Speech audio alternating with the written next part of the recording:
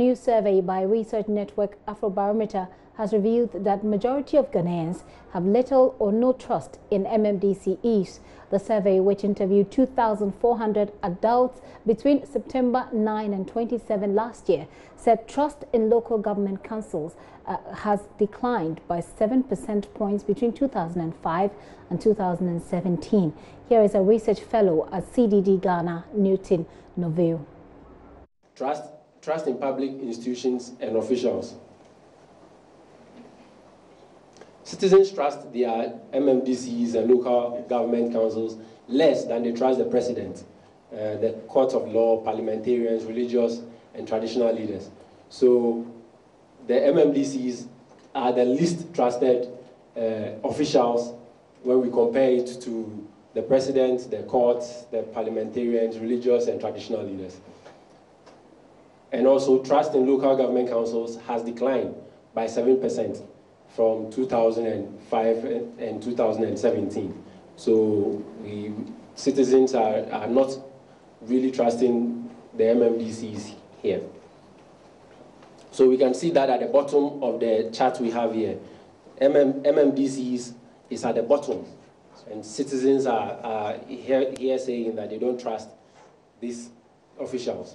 But they trust the president. However, if you compare it to the other officials, they trust the president highly, the religious leaders, the courts, and all the other officials and institutions.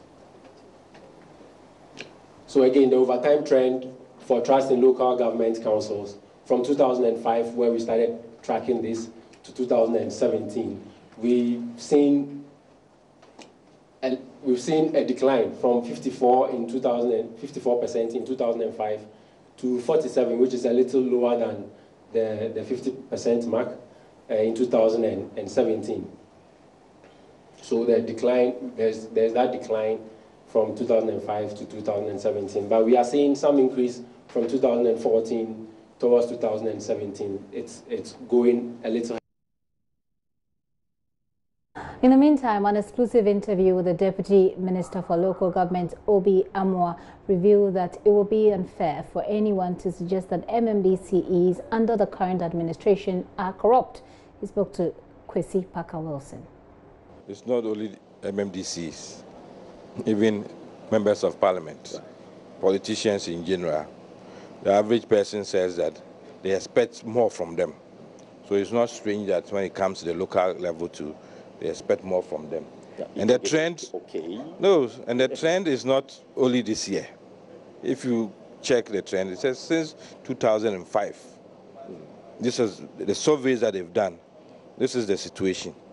And there are several factors why the average person may say that I don't have enough trust in a DC. But of course, sometimes this recent survey was conducted between September 9 and 2017, which is but if you follow the president and Akufo-Addo.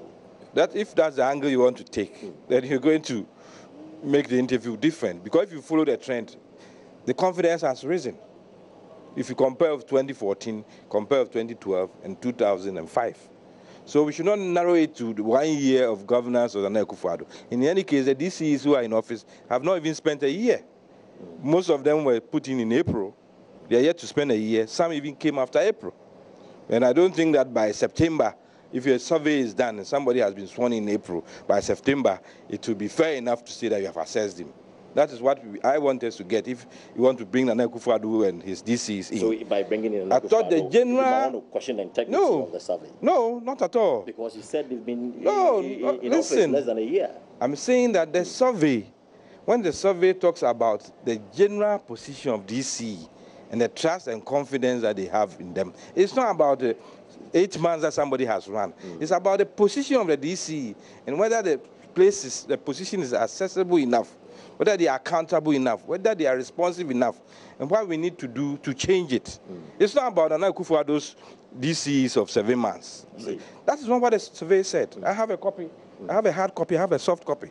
That's not what the survey said. The survey is saying that given the role of the DC, is the average person comfortable with how the whole assembly is run? And if the average person is not comfortable, why is he not comfortable? For instance, they mentioned MPs. They are not talking about the current MPs. They are talking about the general conduct and work of the MP and whether they are satisfied or they should do more, and how people run to religious leaders than even political leaders for solutions. Even before we move on to the elections and all the matters, issues about accountability, the NPP government, and of course you being a deputy minister for local government, what are you doing to ensure that Ghanaians regain confidence and trust in MMDCEs going forward? Well, in the first place, right from beginning, we're training them from the orientation, 3-day, 4-day orientation, where we had to take them through all the laws. We had to take them through the Financial Management Act. We started training them. That is not the end of it. Every time there's continuous training. And people should also distinguish between those who work in the assembly and the DCE. The DCE is a political appointee, but those who work in the assemblies are public servants. But so you think the training will cure this perception about them being corrupt and it's not about, having no, trust in them? No, it's not only the training. And it's the perception doesn't take just a day to erode.